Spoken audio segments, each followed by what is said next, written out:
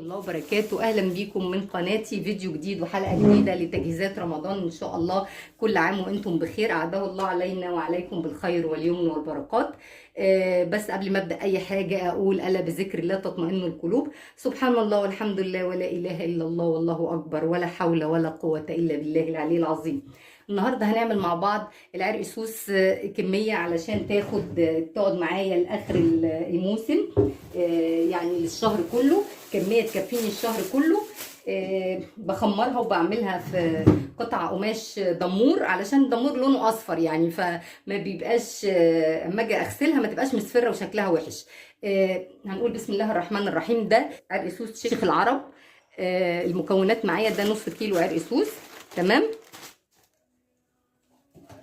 وده هنا معايا معلقتين سكر كبار، معلقه شاي، معلقه بيكنج باودر. عرق سوس اللي هو ده شيخ العرب، اي نوع انت عايزاه مفيش مشكله فيه. اهم حاجه بقى في الخطوه بتاعه التخمير ميه تكون سخنه والفرن يكون والع، بدل ما بننشف على في الشمس وتقف عليه حشرات او اي حاجه. لا، انا بفضل بصراحه ان انا اخمره في فرن البوتاجاز، تمام. انا صايمه طبعا النهارده الخميس، فطبعا حاطه كمامه. لو انت صايمه تحطي كمامه، عشان العرق سوس من الحاجات اللي بتدخل على طول في الحلق يعني بسرعه الصاروخ زي ما بيقولوا. هننزل بالعرق سوس هنا جماعه، هنزل عليه بقى بالمكونات بتاعتي: الشاي والبيكنج باودر والسكر. السكر ده ليه؟ عشان يديني الطعم المعسل، ما احسش بطعم البيكنج صودا في العرق سوس. هعمل كده، هخلط المقادير كده الاول الجافه كلها مع بعض. هتقولي لي شاي راضيه على العرق سوس، هقول لك شاي. ليه بقى؟ علشان بتاع العرق سوس نفسه هو اللي مديني الوصفه دي، ده سر من اسرار بتوع العرق سوس.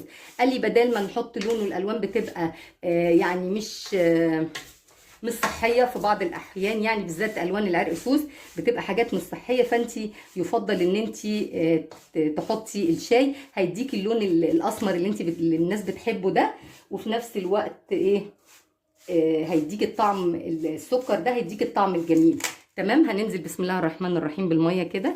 انا مش عايزه ميه كتير. عارفين لما بنيجي نبس الكحك، انا عايزه البتاع يبقى العرق سوس يبقى كانه مبسوس كده، تمام.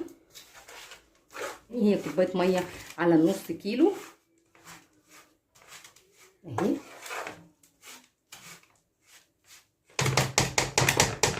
هبتدي بقى ان انا ادخل بايدي، عشان انا زي ما قلت لكم انا عايزه ابس يعني ايه، اعمل كده. شايفين؟ هو ده كلمه ان انا ابس، كاني ببس الكحك يعني، تمام. العرق سوس من الحاجات اللي بتمنع العطش في رمضان، وفي نفس الوقت بيظبط ضغط الدم الواطي، لان في ناس زي حالتي كده بالظبط الضغط بتاعها واطي.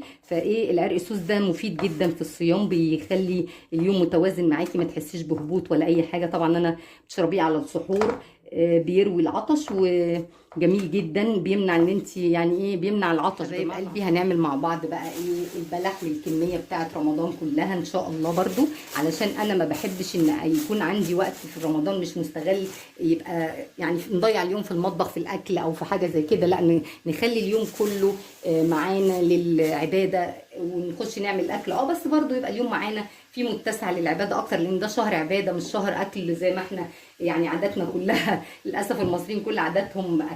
البلح علشان ما يطراش معاكي، بصوا دي كانت قطعه بفته عندي، عملتها قفلتها كده من هنا كده بكيس، نقصره ونحطه جواها، تمام. هنقول بسم الله الرحمن الرحيم. اي حاجه تقيله عندك دي دهون عندي، تمام. بصوا البلحه دي على فكره جميله جدا، من عند محل عندنا هنا، الكيلو ده ب20 جنيه. يعني انا بجد استغربت للبلحه، البلحه جميله جدا وناشفه. بصوا، شايفه سامعه صوتها عامل ازاي، كمان نظيفه ازاي.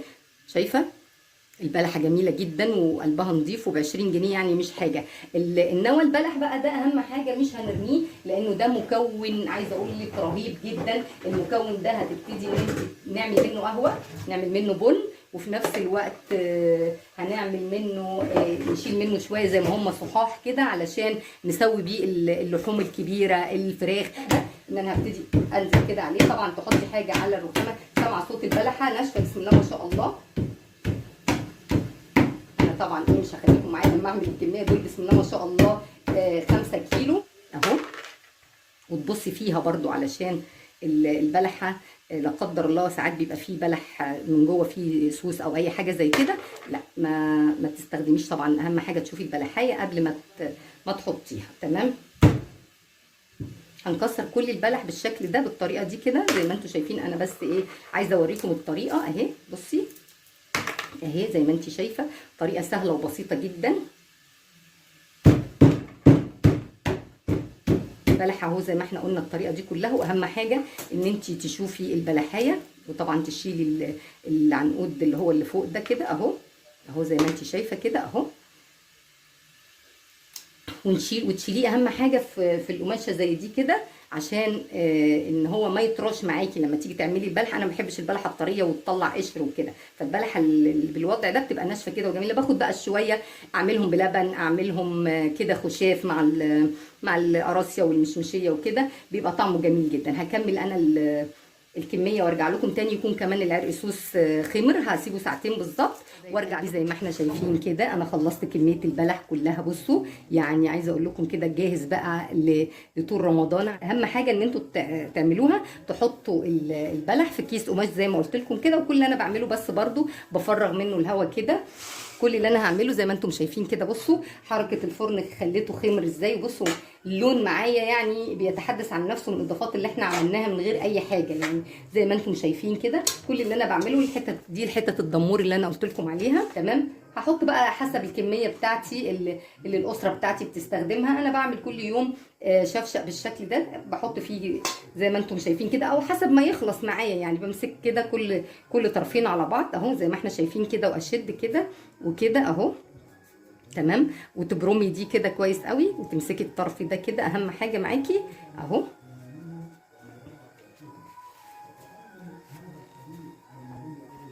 شايفه اهي السره اهي زي ما احنا شايفين. ودي برضو طريقه تانية للربط، بس ايه يعني حسب ما انت عايزه. انا ربطه ودي ربطه تانية يعني. تمام. اهي هعمل معاكم كمان واحده عشان نشوف المنظر عامل ازاي.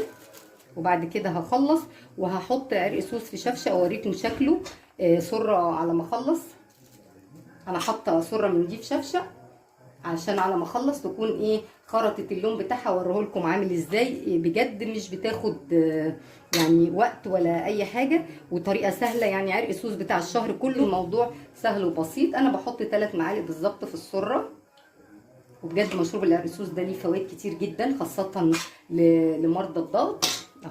بصي بجيب الحرف ده على ده والحرف ده كده مع ده اهو، كل حرفين مقابلهم حرف تاني يعني. وتشدي كده اهو اهو زي ما انت شايفه. انا بحاول اوريكي عشان انا عايزه بس اهم حاجه ما يبقاش اما تيجي تحطي دي في الشفشه ما فيش حاجه تقع منك خالص يعني. مش عايزين اي رواسب من العرق سوس لان دي تعتبر بمسافه المصفى اللي انت بتحطيها في الشفشه. اول حاجه علشان اللهم صل على سيدنا محمد. بصوا علشان على ما نخلص الفيديو تكون هي عملت اللون واوريكم المنظر. طبعا الحتت نظيفه بتغطسيها كده نهائي وتسيبيها على ما اخلص خالص. انا بقيت المقدار هتكون دي خرطت وهوريكم اللون ما كملش بالظبط ثواني وكان اللون عامل ازاي. بصي انا شايله الحته الصفراء عشان يبان درجه اللون. بصوا لما انا انزل الحته هيفتحها شويه. انا عايزه اوريكم بس ان انا لسه يا دوبك على ما مليت القطع القماش كان اللون بتاعه عامل ازاي. بصوا من فوق لونه كمان تحفه ازاي، نفس اللون بتاع بياع العرق سوس بالظبط، والطعم كمان اروع.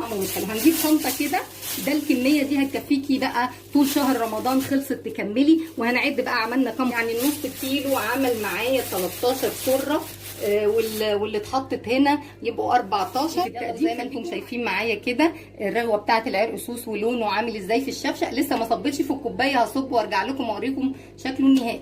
دلوقتي حبايب قلبي زي ما احنا شايفين بصوا في الشفشه لونه عامل ازاي والكوبايه، وشوفوا كميه الرغاوي في الكوبايه وفي الشفشه. جربوا الوصفه بتاعتي هتعجبكم جدا، وده خزين الشهر كله. اتمنى ان هو ينال اعجابكم، وعايزه لايك وشير والفيديو سبسكرايب للقناه ومفعل زر الجرس عشان يوصلكم كل جديد. اترككم في رعايه الله وامنه، والسلام عليكم ورحمه الله.